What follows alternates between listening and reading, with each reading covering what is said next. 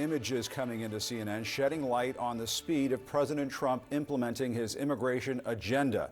The White House has just released these images, migrants lined up, handcuffed, and led onto a military aircraft. We should note CNN cannot independently confirm the details because our crews were not there on the ground when these images were being captured. CNN White House correspondent Priscilla Alvarez is here to talk about this. Priscilla, what are we learning about these flights? And we should note, we were just showing this a few moments ago, those images were tweeted out or posted by the White House press secretary. So this is coming from the White House. That's right. This is part of their show of force after the president signed his executive order declaring a national emergency at the U.S. southern border. Now, if we can bring the photos up again, because I do want to point out what's different here.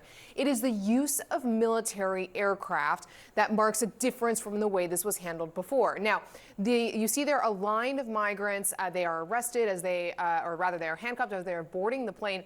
That part of this is actually quite typical when it comes to Immigration and Customs Enforcement and the way that they would board one of their deportation flights. But again, what is notable in this image is of that military aircraft. Now, I am getting some details from a Homeland Security official who tells me that it was about 75 to 80 migrants from Guatemala, and they were bound for Guatemala. We are now getting updates from an organization on the ground in Guatemala that is putting out stills of these arrivals. So this story is quickly developing. But in addition to that, we also know they were recent border crossers. So they were in Border Patrol custody and they were in the El Paso sector. Now, the Pentagon has said that they were sending this military aircraft to El Paso and to San Diego. So we'll see if more of these flights continue. But Jim, just to broaden this out a little bit, the situation at the U.S. southern border is relatively quiet, far more than it was even over the last several months. So about 1,100 to 1,300 people crossing a day versus the 4,000, 6,000 and up that we were seeing in recent years.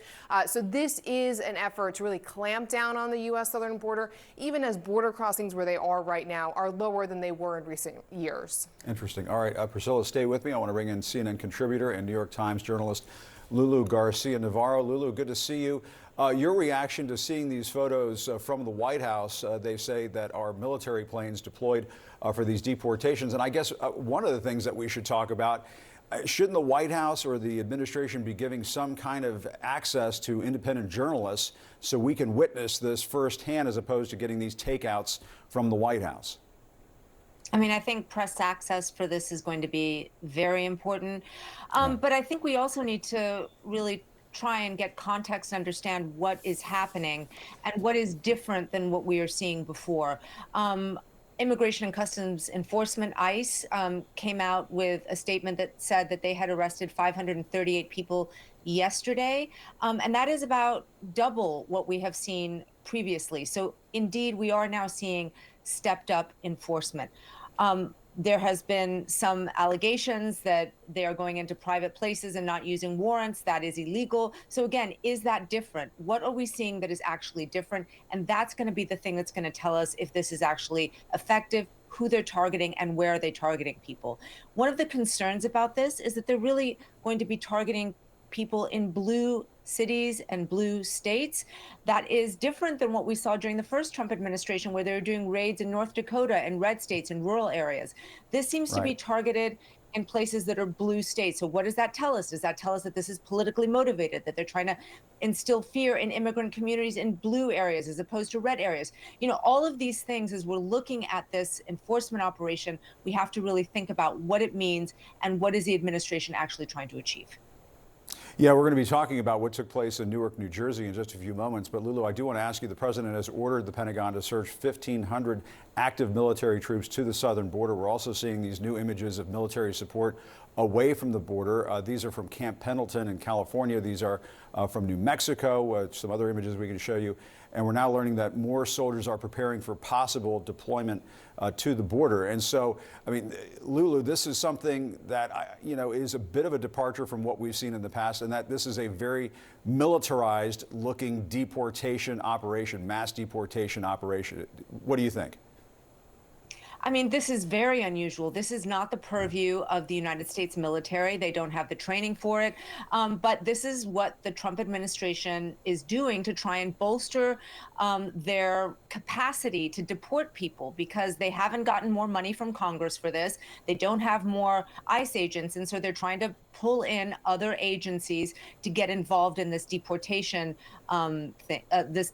operation. But this is where I think the Trump administration has to be careful, because recent polling shows that there's overwhelming support for deportation of illegal immigrants, immigrants that are here that don't have documentation. There is overwhelming support for deporting immigrants who have criminal convictions, but there is not overwhelming support for using the U.S. military. 62% of Americans oppose separating families, something that the administration says that they're going to do. 59% are against using the U.S. military, and so this is not popular with the American people. So they have to be careful.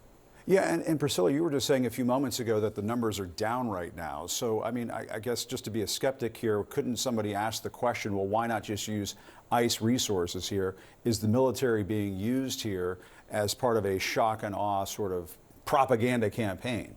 Well, to Lulu's point, we have to identify what's different. And the U.S. military on the U.S. southern border is not different. There are already 2,200 active duty troops who were helping support the border mission. And now it's more of a numbers game. So sending more resources down to the U.S. southern border, our understanding is they don't have law enforcement authority. So what they're doing is a lot of assistance when it comes to operational readiness, augmenting air operations, and doing a lot of behind the scenes work when it comes to assessing intelligence. So we do have to discern that there is truth to the fact that the military was already there to assist Border Patrol, because the resources provided by the federal government are strained and over the years have been overwhelmed. But what the Trump administration is doing is putting more of those Pentagon resources there as a show of force, as a show of them clamping down on the southern border.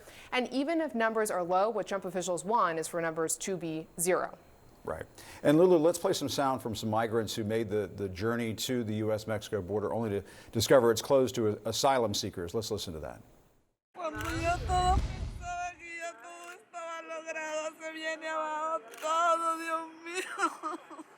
¿Qué va a pasar? Me viene y me pregunta qué va a pasar. ¿Qué respuesta le doy yo a mi niño? No tengo ninguna respuesta, porque no sé qué va a pasar con nosotros en la calle. O sea, con este cierre era la única vía que teníamos una manera de llegar legalmente hacia los Estados Unidos. Y ahora ha sido completamente en vano el sacrificio que hemos hecho para salir de nuestros países. Hemos tenido que atravesar miles de países para llegar, ¿entiendes? Eso ha sido un golpe muy duro. Yeah, I mean, Lulu, this is a reminder of the human toll of all this. I mean, that is the central reminder of all of this. There are people who have come to this country, and they did come in the right way. They actually followed the guidance of the previous administration. They waited their turn. They put their information into an app.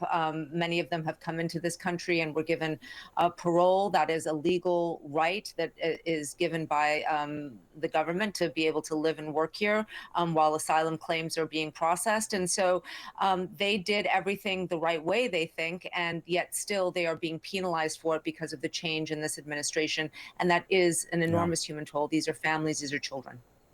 All right, Priscilla, Lulu, thank you both very much. Appreciate it. In the meantime, several cities are now seeing President Trump's expanding immigration crackdown, as Lulu was just discussing. ICE announced more than 500 arrests just yesterday, some of them in Newark, New Jersey. A restaurant owner there says about a dozen agents demanded to see documentation of his employees. A couple of the guys couldn't show their identification.